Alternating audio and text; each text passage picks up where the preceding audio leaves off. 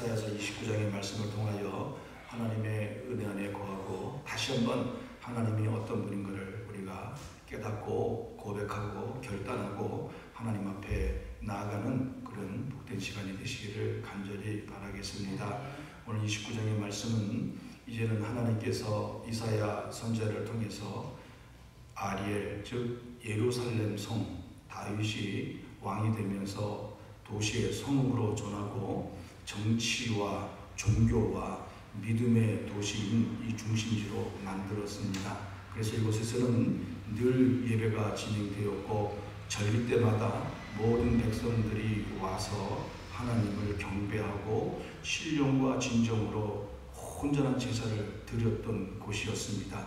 그곳이 이제는 하나님께서 이사야 선지자를 통해서 아리엘이여 아리엘은 그 전에 화로다 이렇게 말씀하시면서 너희들의 모든 제사들이 엉망진창이 되었고 진실됨이 없고 가식적으로 형식적으로 의무감으로 이제는 그것조차 없어져 버리고 예배가 사라져 버리고 절기가 돌아와도 그 절기를 지키지 아니하고 도리어 너희들이 우상에 빠져서 심지어는 하나님을 대적하고 신성 모독의 죄를 행하는 그런 일이 발생되고 있으니 하나님께서 이사야 선지자를 통해서 내가 너희를 공격하겠다. 내가 너희를 대적하겠다라고 대적자로 바뀌겠다라고 선언하고 계십니다.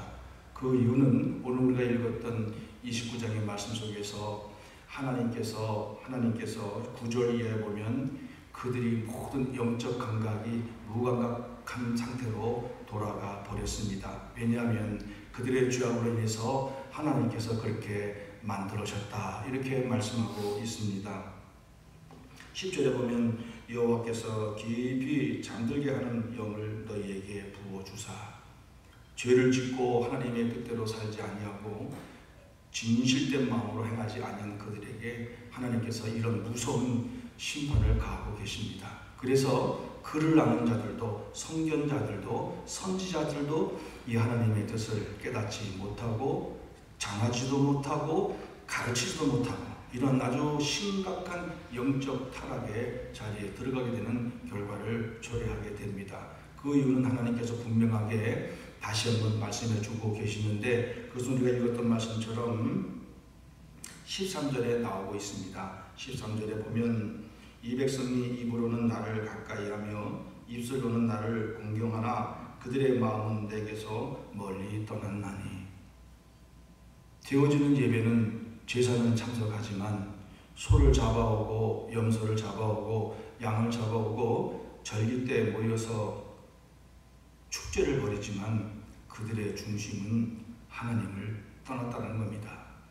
우리들이 보기에는 잘 모르겠죠. 하지만 하나님은 그 모든 것을 아시고 또 분별하시기 때문에 그들이 이렇게 하나님 그 마음속 중심에서 진심으로 하나님을 섬기는 모습에서 떠나버렸다. 그리고 또 어떤 죄악을 저질렀냐면 우리 15절부터 보면 자기 계획을 여호와께 깊이 숨기려 하는 자들은 화 있을진저 하면서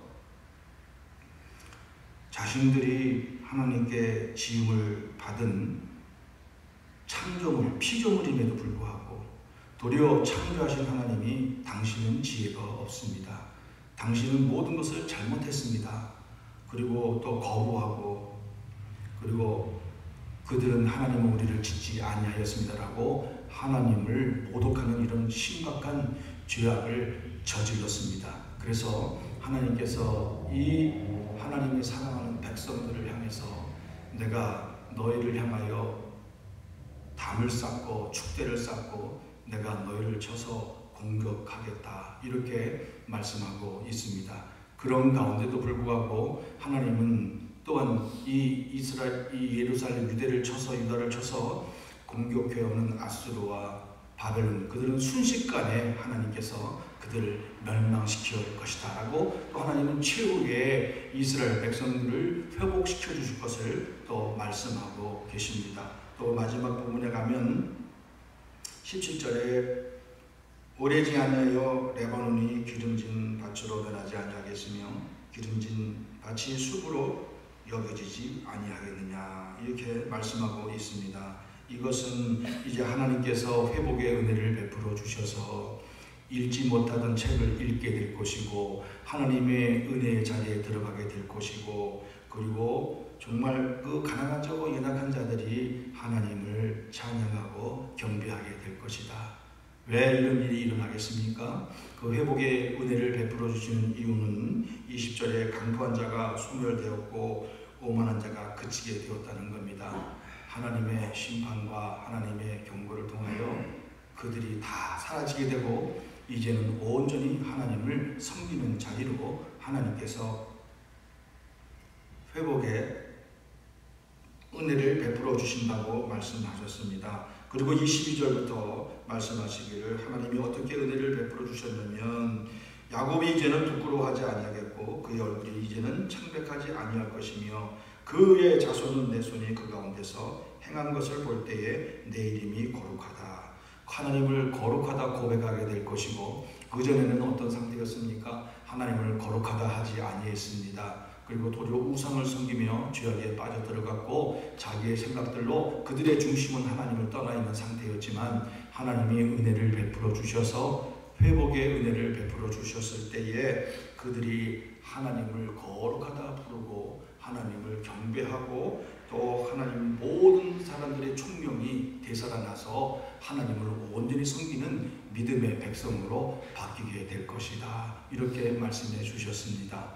오늘 29장의 말씀 속에서 하나님은 경고와 심판과 회복의 말씀을 해주셨고 또 이스라엘 백성들의 그들의 제약이 무엇인가를 분명하게 말씀해 주셨습니다.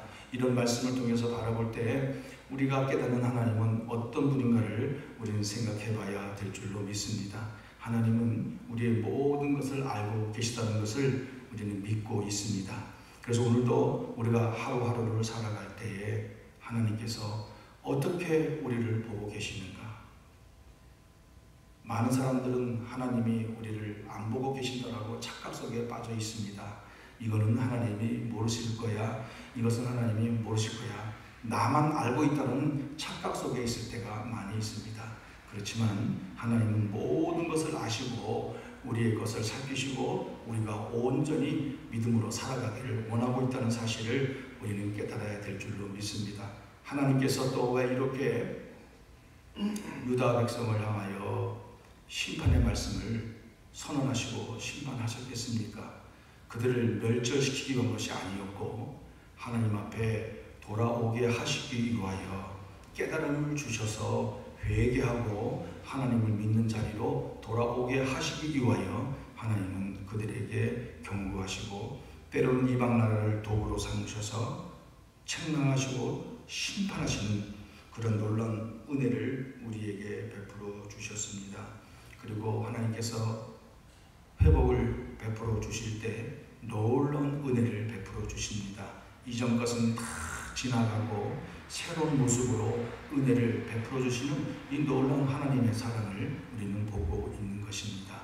그렇기 때문에 은이 좋으신 하나님을 오늘도 온전히 믿고 따라가고 의지하고 나가는 그런 믿음의 삶이 되어야 될 줄로 믿습니다. 사랑하는 성도 여러분, 우리는 또 이런 말씀을 통해서 두 번째로 얻는 교훈은 우리는 절대로 이런 죄악의 자리에 들어가서는 안 된다는 것을 다시 한번 깨닫게 해주십니다. 이스라엘 백성은 중심이 하나님을 떠났다고 했습니다. 형식적이었고 가식적이었고 의무감으로 하나님 앞에 섰다는 것을 우리에게 보여주셨습니다.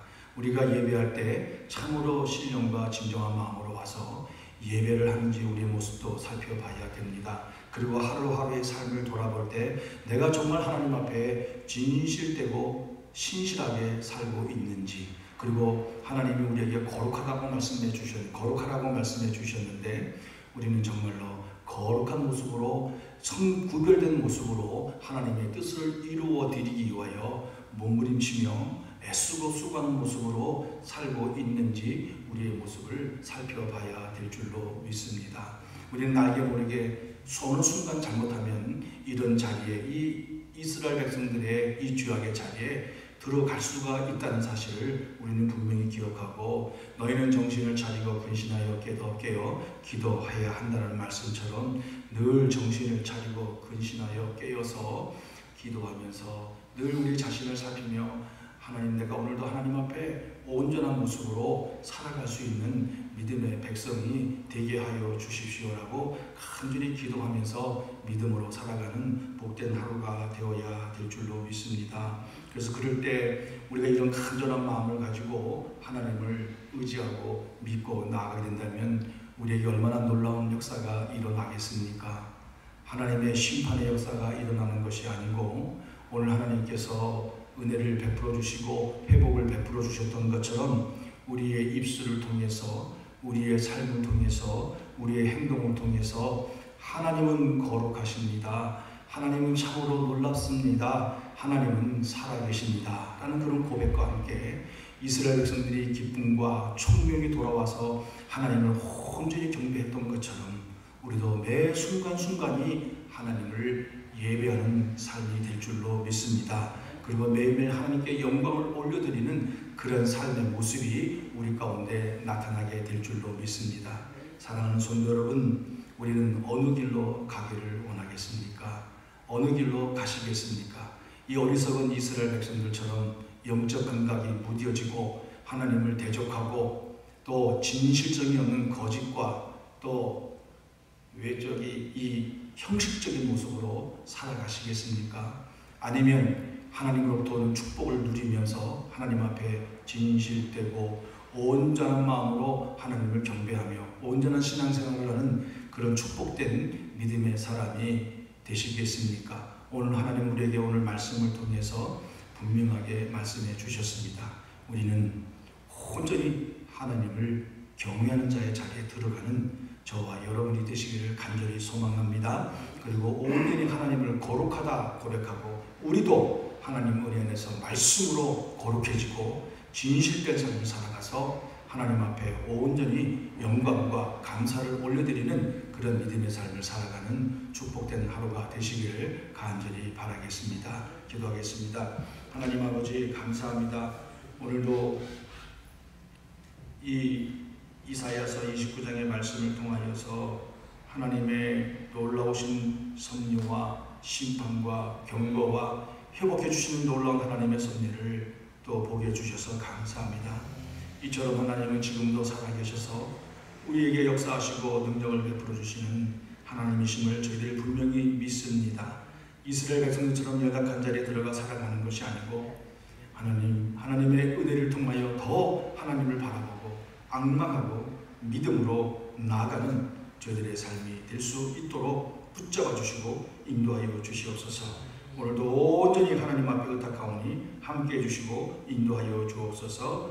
예수님의 이름으로 기도하옵나이다. 아멘. 하늘에 계신 우리 아버지여,